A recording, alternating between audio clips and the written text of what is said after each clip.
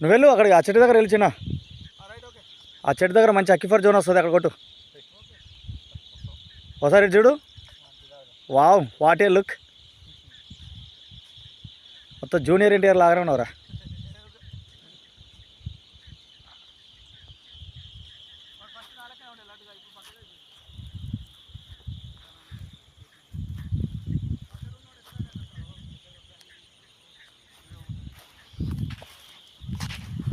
రైతులందరికీ నమస్తే. నేను మీ Suman, registered hydrogeologist, ground water department, Telangana state.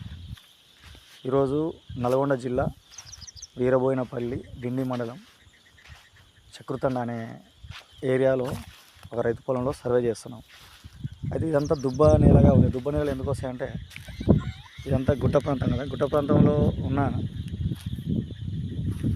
Material అంతా ఎరోజన్ అయ్యి కిందికి వచ్చి అంత సాఫ్ట్ మెటీరియల్ అంతా ఇక్కడ డిపాజిట్ అయిపోయి అంత దుబ్బలాగా ఉంటుంది, మిక్స్డ్ కలర్గా ఉంటుంది.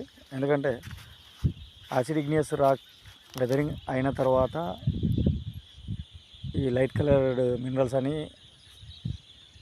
కలిసి ఉండి ఈ మిక్స్డ్ సాయిల్ వచ్చేస్తుంది. గుట్ట ప్రాంతాల్లో ఎక్కువగా ఈ సాండీ సాయిలే ఉంటుంది, మొత్తం దుబ్బగా ఉంటుంది.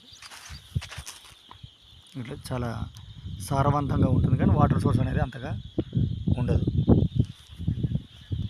కానీ ఇలాంటి ప్రాంతాల్లో మనం సర్వే చేయాలనుకున్నప్పుడు ఎక్కువగా లోతట్టు ప్రాంతాల్లోనే వాటర్ సోర్స్ ఎక్కువగా ఉండే అవకాశం ఉంటుంది. ఎక్కడైతే వి షేప్ అనేది ఫామ్ అవుతుందో అక్కడ ఫ్రాక్చర్ జోన్స్ ఎక్కువగా ఉండే అవకాశం ఉంటుంది. ఈవినింగ్ అవర్స్ సర్వేకి రావడం జరిగింది. వాతావరణం చాలా కూల్గా ఉంది, సూర్యాస్తమం కూడా అయ్యింది. రైతులు సార్ రండి అని చెప్పి అనడం వలన ఇక్కడ రావడం జరిగింది.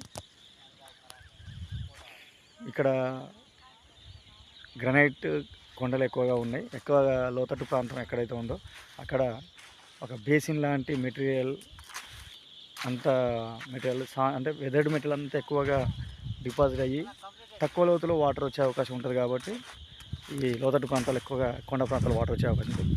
గుట్ట ప్రాంతం ఎత్తైన ప్రాంతంలో ఉన్న దగ్గర ఫ్రాక్చర్ జోన్స్ ఉంటే వాటర్ వస్తే, లేకుంటే రావు. అది తీసి పక్క పెట్టు, కొట్టు.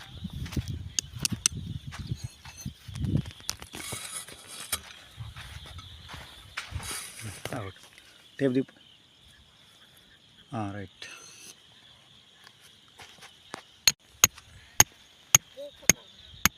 కొట్టినావా?